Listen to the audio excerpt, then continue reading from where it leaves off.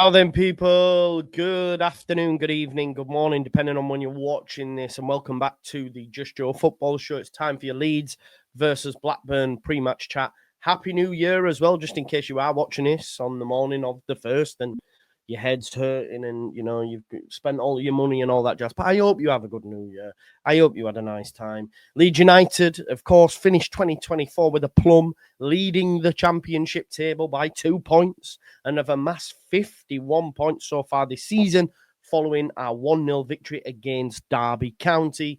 Happy days, right? Let's get 2025 off with a bang by beating Blackburn, by giving them a bit of retribution, yeah? Look, this time last year, depending on when you're watching it, Leeds cooked on gas. And I almost feel, now that we've sorted that away form out, we could go on another mad run that could see this gap increase. But we have to get rid of Blackburn first and foremost. Blackburn are currently in 5th with 38 points, but lost last time out on December the 29th against Hull City. Relegation threatened Hull City. And they're definitely not hitting the same heights they were prior to the last game where they beat us 1-0 at Ewood Park. I think they'd won like 6 on the spin. Well, they're actually now winless in 3. Okay, losing 2 and drawing 1. Not great for them. And this is the championship, right? How many times have I heard this? Sunderland we need to watch out for. Middlesbrough we need to watch out for. Blackburn we need to watch out for. Everyone's saying Burnley now, you know, because Sheffield United lost. It's like, oh, Burnley are the ones to watch. Burnley will be there or thereabouts, but this is the championship. Teams go on runs. Blackburn have had the fun. They had the fun at Ewood Park. They got their 6 wins on the spin. They're now winless in 3. We're going to make it winless in 4. I'm confident going into this fixture because we're cooking now both home and away. And Blackburn will see a different Leeds United, a different test at Elland Road. Not least because the man Ethan Ampadu is back, right? I think back this season to players that have caused us problems. One of them was at Blackburn, and that was Todd Cantwell. Another one was at Watford, and that was Cech Vertadze. And that's where you miss that out-and-out 6, that midfield enforcer, that midfield general, your captain, Ethan Ampadu. I don't think they cook like that if he's on the pitch. So these are the games that we need him for. So be on notice, Todd. Be on notice indeed. The mad thing is, them 2 players that I've mentioned, 1, 2, 3. I ain't been on the beers, I promise. Them 2 players that I've mentioned, I'd take as an option. I heard on BBC, the podcast, Don't Go to Bed Just Yet, that Lee Bromby, when he was working at Huddersfield, did some research, and they said the best signings in January in the Championship are from other Championship teams, not loans from the Premier League. So if we were to follow that suit, I'd be looking at a Cech Vertadze, a Todd Cantwell, to bring them in, you know, as an option, because Aronson does need someone who can share minutes with him. But that's for another day. That's for January. Look, after Derby, Farker put it best. Perfect team performance, perfect away performance.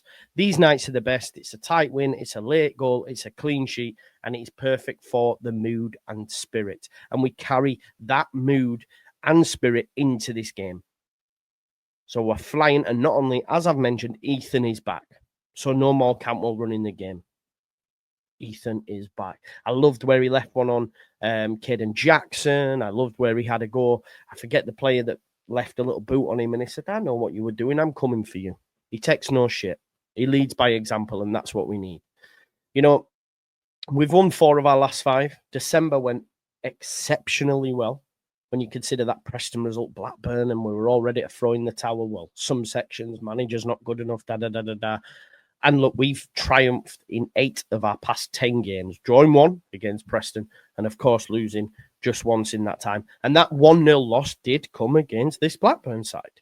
And they were the better side. I know Joe Rodon got cooked online by Blackburn's admin where he said, you know, they're just sitting a low block, because the facts are Blackburn created 4 big chances in that game compared to our 1. They were the better side that game. But we are a different animal. We are a different beast at Elland Road.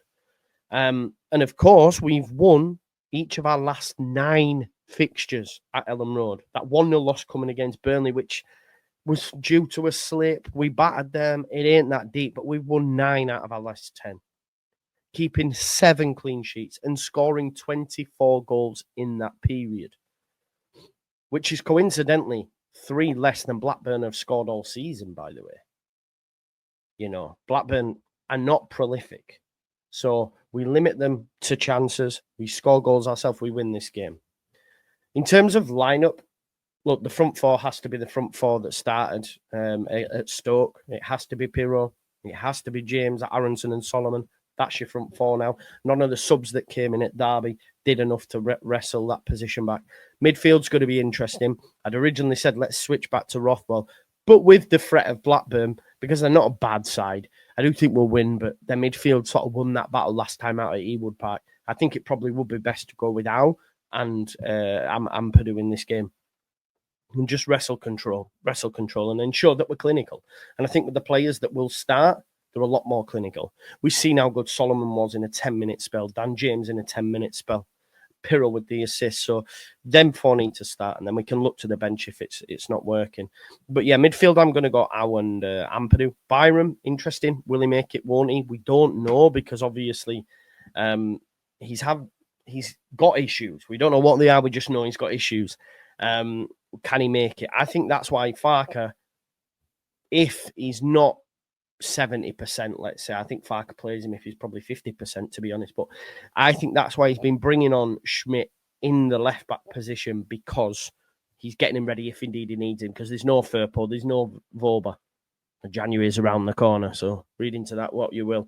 But yeah, the front four has to be settled. There's a question mark over Byram, and I keep the midfield the same against Derby. Blackburn have some issues themselves as well, without forward Sigurdsson and Gleeson, I think it is.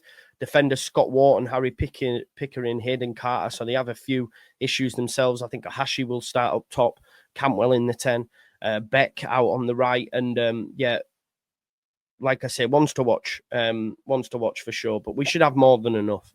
And like I said to you before, Blackburn, in the final third this season, I've only seen a return of 27 goals, which is the fewest amongst the top 12. They had chances against Hull, didn't convert them. They had 4 big chances against us, only converted the 1. They could have had more, if you remember. Hashi missed, Cantwell missed. So I think at Ellen Road, we'll limit them to next to nothing. They don't score a lot of goals. We just need to ensure that we're clinical at our end. You could label at us that we haven't been clinical enough, but the facts are we've scored the most in the division still, you know. And as I said, different animal, different beast. Retribution is in the air, not only for the players on the pitch, not only for us fans, but also for the manager up against John Eustace, who up until this point, since Farke's been in charge at Leeds United, has had his number. So he needs to get that. And I think he will. I think we see a routine Leeds United 2-0 win at home. And then I think Burnley play at the same time as us, so we'll know that score. But then I think Sunderland could do a job against Sheffield United, and then the gap's bigger. If we get that 5-point gap, by the way, call me Nostradamus, because we predicted this. We, not just me, we as a collective in the chat put together we predicted the month of December. We'll do the same for January. We predicted, and we said Leeds United will be topped by a gap of 5 points, and they laughed at us. Well, guess what? If Sunderland beats Sheffield United and we do our business against Blackburn, you'll not be laughing now, will you? You'll not be laughing now. Listen, have an amazing New Year's Eve day, depending on when you're watching it. Thanks for watching this. I'm off to watch Sonic 3, Shut at our door with the little ones, and I'll be back tomorrow for the watch-alongs. Don't know if I'm doing the 8 o'clock kickoff because family and all that sort of jazz, but I'll see what I can sort out. Anyway, smash me a like on the video, subscribe to the channel, get your comments in, hit that notification bell. Enjoy your day, and I'll see you for the watch-along tomorrow. Nice, bright, early, and bushy-tailed and all that jazz. Peace out, Leeds!